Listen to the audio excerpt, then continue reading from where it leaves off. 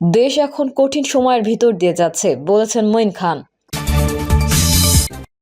সংস্কার করার যোগ্যতা অন্তর্বর্তী সরকারের নেই বলছে 12 দলীয় জোট। অন্তর্বর্তী সরকারকে নিয়ে যা বললেন জিএম কাদের। এবং সর্বশেষ জানাবো নতুন কাউকে দলে নেবে না বিএনপি। এতক্ষণ শুনছিলেন সংবাদ শিরোনাম, এবারে বিস্তারিত। তবে তার আগে অনুরোধ থাকবে আমাদের চ্যানেলটি সাবস্ক্রাইব করে বেল আইকনটি ক্লিক করুন। দেশ এখন কঠিন সময়ের ভিতর দিয়ে যাচ্ছে বলছেন মঈন খান।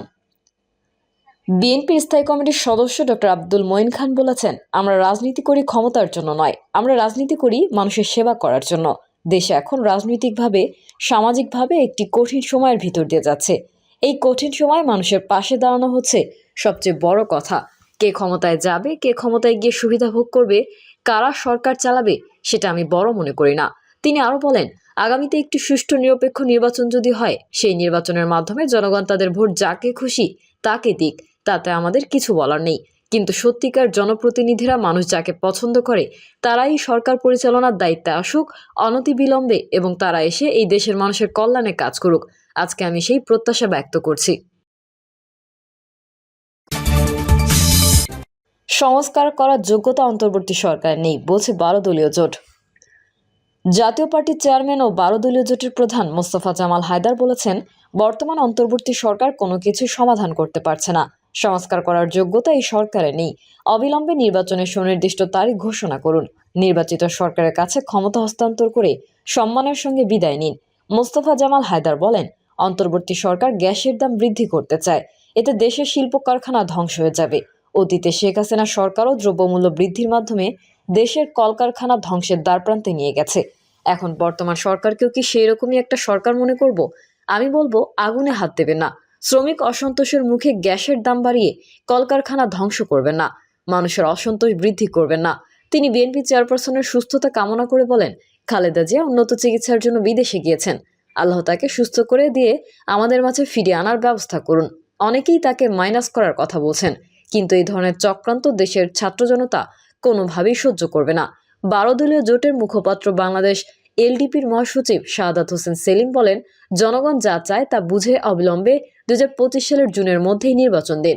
ভোটারের বয়স 17 এবং নির্বাচনের প্রার্থী হওয়ার বয়স করতে চান 21 বছর। দুইটাই সংবিধানের সঙ্গে সাংঘর্ষিক।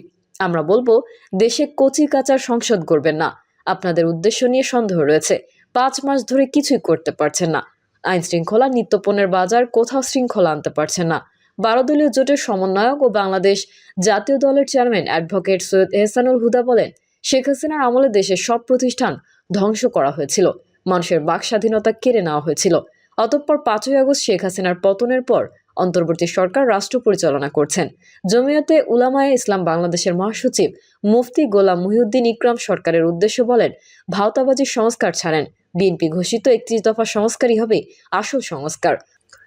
আপনারা জন আকাঙ্ক্ষা পূরণে দ্রুত সংসদ নির্বাচনের ব্যবস্থা করুন, নইলে পরিণতি কি হয় আওয়ামী লীগ সরকারের কাছ থেকে শিক্ষা নিন। অন্তর্বর্তী সরকারকে নিয়ে যা বললেন জিএম কাদের। জাতীয় পার্টির চেয়ারম্যান জিএম কাদের বলেছেন, আমরা আশা করেছিলাম পরিবর্তিত পরিস্থিতিতে সবাইকে নিয়ে বসে দেশ পরিচালনা করবে অন্তর্বর্তীকালীন সরকার, কিন্তু বিভাজন তৈরি করা হচ্ছে। আমাদের দেশে কোনো সরকার ক্ষমতা ছেড়ে যেতে চায় না। এর অন্যতম কারণ, কোনো সরকার ক্ষমতা ছাড়ার পর স্বাভাবিকভাবে বেঁচে থাকতে পারে না। জিএম কাদের বলেন, যে ফ্যাসিবাদের বিরুদ্ধে আমরা সংগ্রাম করলাম, আবার ফ্যাসিবাদ দেখতে পাচ্ছি। আবার মনে হয় একটি মুক্তিযুদ্ধ অবশ্যম্ভাবী হয়ে উঠেছে। সভা সমাবেশ করার অধিকার আমাদের গণতান্ত্রিক অধিকার। অহিংসভাবে প্রতিষ্ঠাবার্ষিকীর কর্মসূচি পালন করব, এটা আমাদের অধিকার। আমরা একটি রাজনৈতিক নিবন্ধিত দল। শান্তিপূর্ণ কর্মসূচি করার অধিকার আমাদের আইনগত অধিকার। যদি কেউ হুমকি দিয়ে থাকে, রাষ্ট্রের দায়িত্ব ছিল নিরাপত্তা নিশ্চিত করার। রাষ্ট্র সেটি পালন করছে না।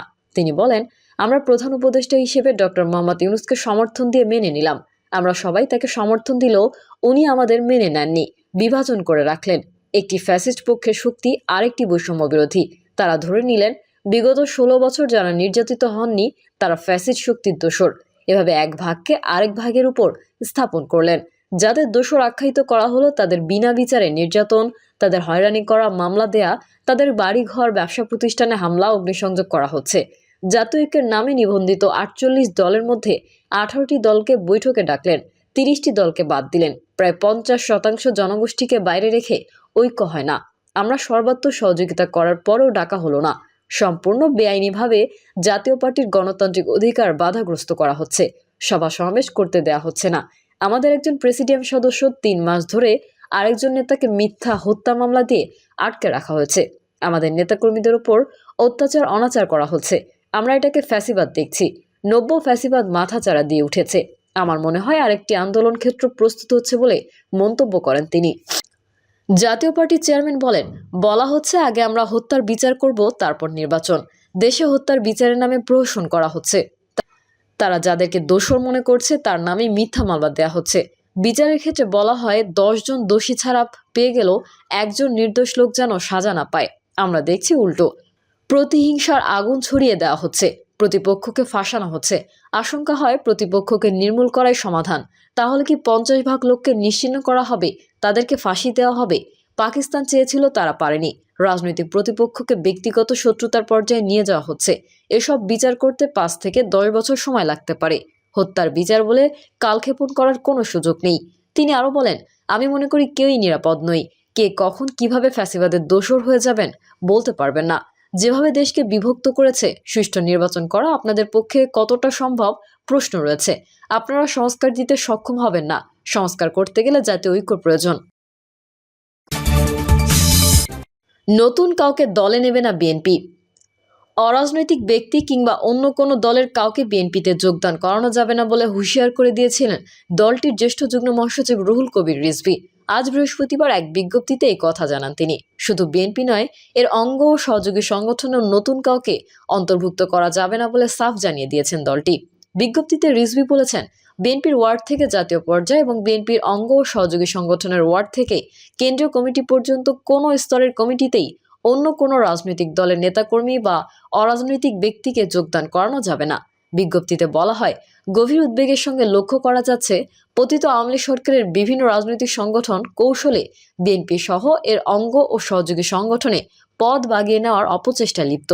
ইতোমধ্যে জিয়া সাইবার ফোর্স নামে একটি সংগঠন পাবনা বিজ্ঞান ও প্রযুক্তি বিশ্ববিদ্যালয়ের ছাত্র দলের নাম ব্যবহার করে ছাত্রলীগের কতিপয় নেতাকে পদ দিয়ে একটি কমিটি ঘোষণা করেছে, যা সম্পূর্ণরূপে প্রতারণামূলক। রিজভী বলেন, এভাবে স্বৈরাচারের দোসররা এই ধরনের অপতৎপরতায় লিপ্ত রয়েছে। এই বিষয়ে দলের সকল পর্যায়ের নেতৃবৃন্দকে সতর্ক ও সাবধান থাকতে হবে। এছাড়া আরও লক্ষ্য করা যাচ্ছে যে দলের প্রতিষ্ঠাতা চেয়ারম্যান জিয়াউর রহমান, চেয়ারপারসন খালেদা জিয়া এবং ভারপ্রাপ্ত চেয়ারম্যান তারেক রহমান ও জাতীয়তাবাদী নাম ব্যবহার করে বিভিন্ন ভুইফোর সংগঠন বিভিন্ন অপতৎপরতা চালাচ্ছে। এরা বিএনপির কেউ নয় মর্মে ইতোপূর্বে দলের সিদ্ধান্ত জানানোর পরেও প্রতারক চক্রের লোকেরা উল্লেখিত নেতাদের ও দলের নাম ব্যবহার করে ভুয়া সংগঠন খুলে বসেছে।